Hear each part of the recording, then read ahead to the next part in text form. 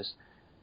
And each year, it progressed and it progressed and it progressed, and I was on this full-time roster. I love your confidence. You truly believe that you are going to WWE, don't you?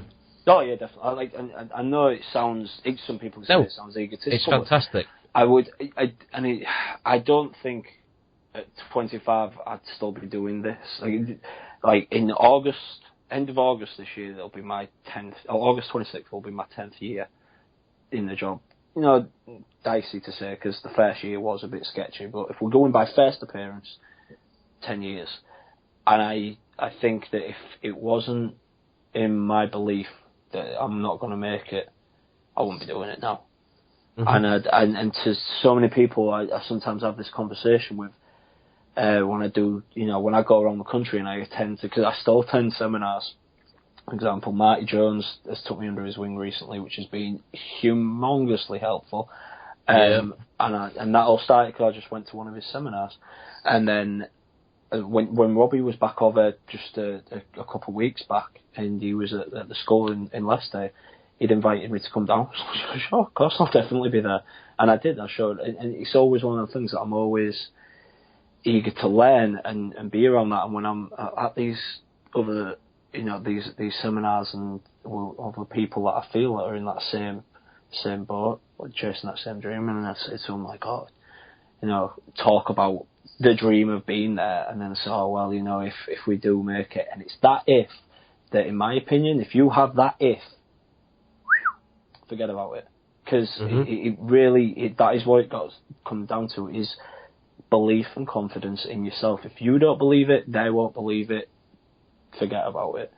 I genuinely do, and again, when it does come to that, I hope that one day I'll be able to speak about all this, like we've just spoke about the camps and how much I loved it and how much I appreciate what Brian's done for me. I hope I can do that one day on a 3-disc documentary.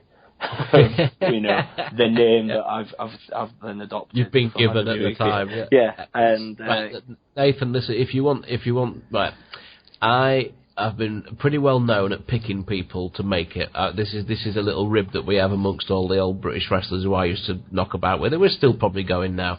I always said Nick Aldis would do very well, did very well, doing very well. I said Drew McIntyre, the first time I met him when he was about 11 stone, I wrestled him at Kilmarnock Grand Hall, and I told him afterwards that if he stuck with it and built himself up, he would do really well. He's doing really well. And a couple of others as well. And I saw you work, 6 months ago? 4 or 5 months ago? Yeah, at the Beachcomber, right? And I have, exactly. I have no reason to kiss your ass, lick your ass, anything like that. You have the it. And I believe, like you believe, that you will get there, mate. I do believe that. Oh, thanks for that. Again, the kind of a full circle thing. When I think back to when I was 13, trying to get to your training school, and now here we are, and I'm... Oh, you'd be no good if you'd have got to my training school, mate. I might have looked better start than Ron. Come on, don't bury yourself. But, honest, thank you for that. It's when I hear those type of things as well, that it's that validation that I'm not being cocky. It's not just what you do, it's not just what you say, it's your actions. You've been to extra training. I know you went to Danny Collins, I know you've been to Marty Jones, I know you've been to Brookside. Perfect attitude, absolutely perfect attitude, wonderful. Right, so, what interactions with WWE have you made inroads? I know you've done some stuff for them. Yeah, so like I mentioned, 2013 was the first time that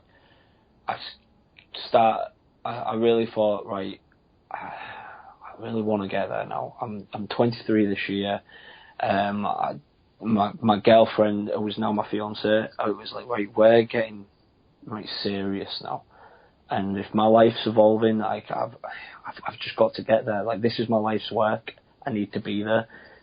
And again, going back to Dash Wilder, I was wrestling with him, and I was talking to him about it, and he just said, why haven't you asked Robbie? I was like, I feel cheeky just asking him.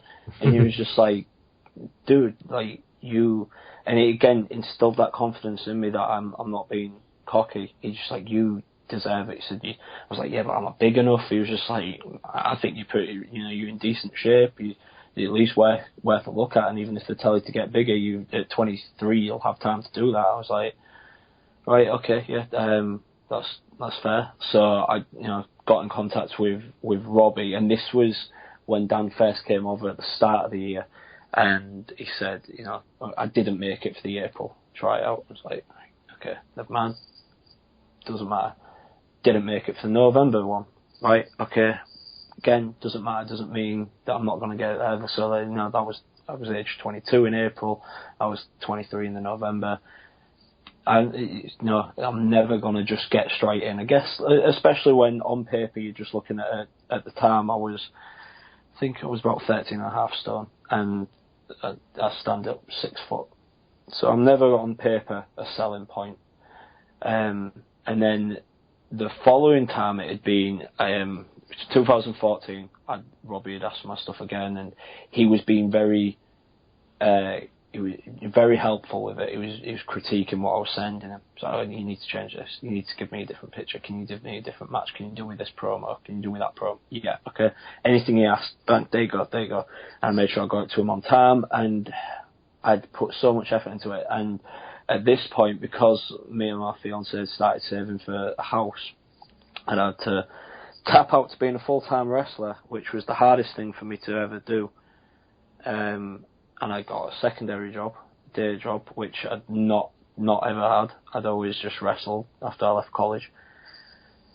And so I hate it. I can't put it, because I just... difficult, isn't it? Yeah. I'm just like, right, what I used to do used to matter, and, if I died, people would know about it. It's where, it's my fucking, what's my contribution here?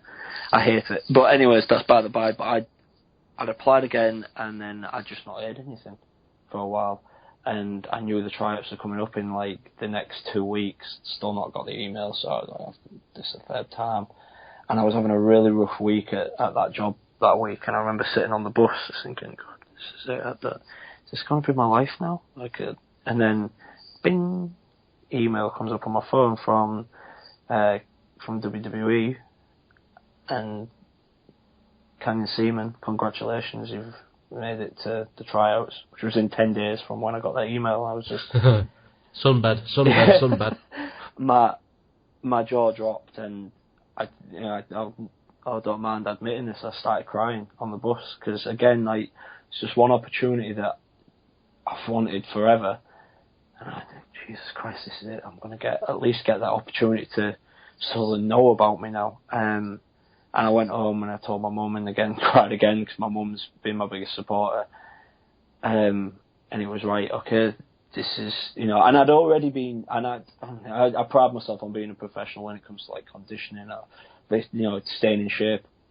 But that leading up to that, just on the possibility that I might get it, I've been training like an animal and just relentlessly been in the gym twice a day, and that was around, a job that takes up 8 hours of my time. And then that was it. I had a rocket lit underneath me. I was training even more intensely, and I was just so excited. Got my suit. I already had a suit, but I wanted a new one. I just wanted everything to be as best I could for when I got there. And then I had my first tryout in, it was May of 2014. Great experience. I can't say, so many people can say, oh, you don't need to do all that conditioning. Yes, you do. And, if and people complain about that and how tough that they can be, but there's a reason behind it. For one thing, there's millions of people across the world who either want to get there or are wrestling and are trying to get there, or, are currently in the developmental system. You have got to prove that A, you want it, B, you can be coachable, and that C, you are both mentally and physically conditioned for this, because it is at some point in that conditioning it becomes less physical or more mental. You can't even feel your legs while you're doing these grape crushers in the corner, but if you give it up in your head, then you will collapse. You've just got to keep going and say, well, this is it. Just look at that WWE logo in the corner bag was my trick. I was like, I'm here, I'm here. I'm not letting it go. And from that tryout, I had mixed feedback, good and positive, good and negative. Anybody else we'd know on the trial with you? Oh yeah, there was Zach Gibson. Yep. Ricky James McKenzie, and Justin Sizem. And me and Justin actually worked a match in the ring there, and that was the first time we'd ever wrestled against each other, which was kind of cool. And I remember when we was doing that match, just looking up and they was testing the Tron, and just seeing me do my set 2 shine on Justin on the big screen for Raw. I was like, this is awesome. Like, I was just in the moment.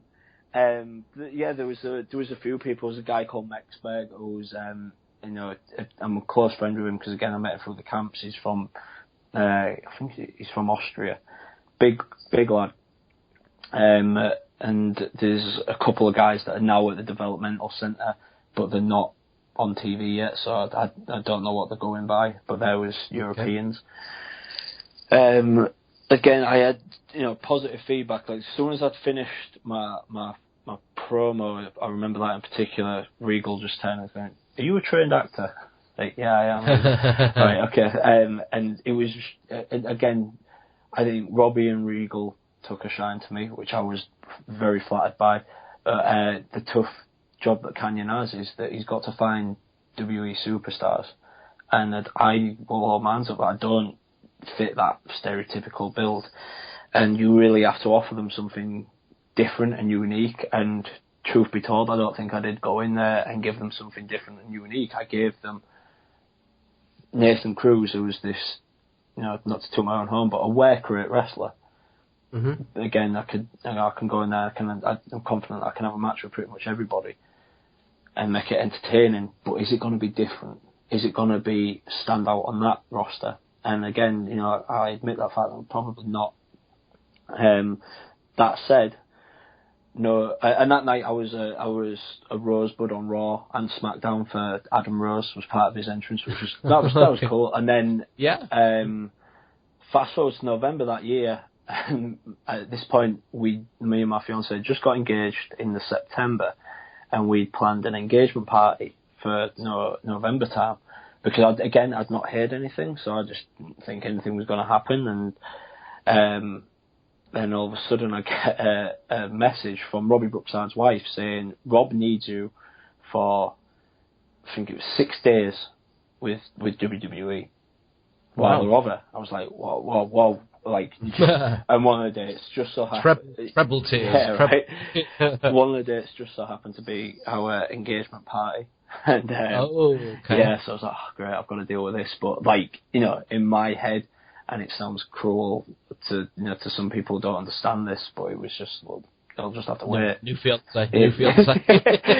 He'll just have to wait. And if she loves me enough, she'll understand that.